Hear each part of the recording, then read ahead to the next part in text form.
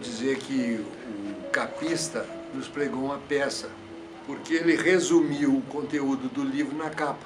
São duas maneiras de você ver a escola como um lugar de exclamação ou como um lugar de interrogação.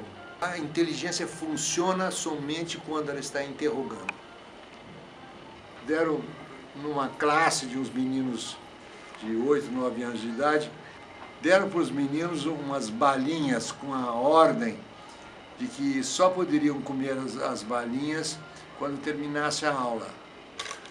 Aí eles foram ver o que tinha acontecido. Alguns, os bonzinhos, os que passam no vestibular, deixaram a balinha fechadinha, não fizeram nada na balinha. Outros abriram um pouquinho da balinha, passaram a unha, experimentaram, e os outros mais terríveis não esperaram o fim e comeram a bala fora de ordem. O interessante disso é que alguns meses depois foram fazer um levantamento da performance escolar dos alunos e descobriram que os mais medíocres foram aqueles que não comeram as balas e os mais inteligentes foram aqueles que comeram as balas.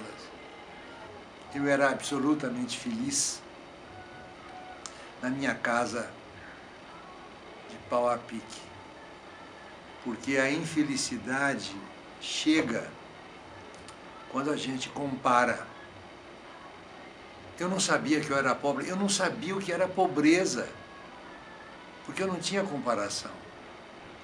Mas na minha infância eu não conhecia essa diferença. O que eu conhecia era os pássaros, as vacas, os bezerros, os riachinhos de água cristalina, as histórias que meu pai me contava de noite. Eu acho que o que me marcou mais foi essa experiência de pobreza. O professor tem que dar um morango para o aluno. Tem que provocar o aluno. Veja como isso aqui veja como isso é fascinante. E ele faz a coisa. Aí o professor, se ele é respeitado pelos alunos, isso é de fundamental importância. O professor tem, e quando eu estou falando respeitado, não é ter medo.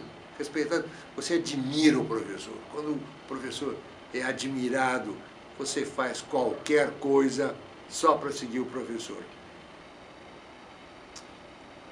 Me perguntam o que eu gostaria de fazer que eu não fiz.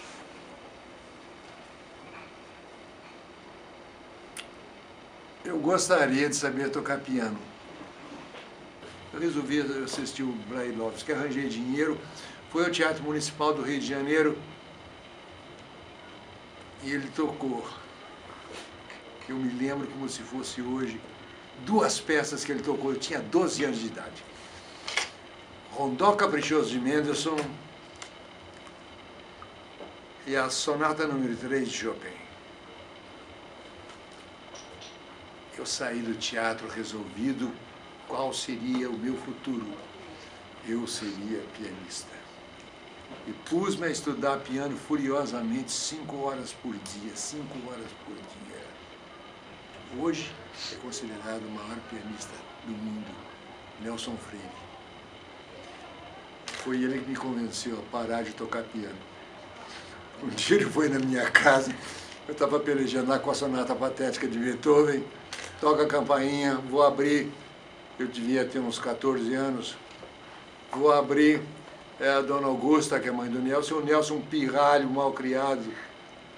Ele entrou, viu o álbum de sonatas de Beethoven no piano, ele foi lá e tocou. Eu fazia 3 meses que estava lutando. Aí eu percebi a diferença. Quando eu descobri que eu não poderia ser pianista, eu fiquei tão deprimido, passei muito tempo sem escutar piano. Depois eu me reconciliei, voltei a escutar piano e coisa que mais mexe com a minha alma. Piano, a chacona de Bach. Nossa, mãe, aquilo me dá arrepio.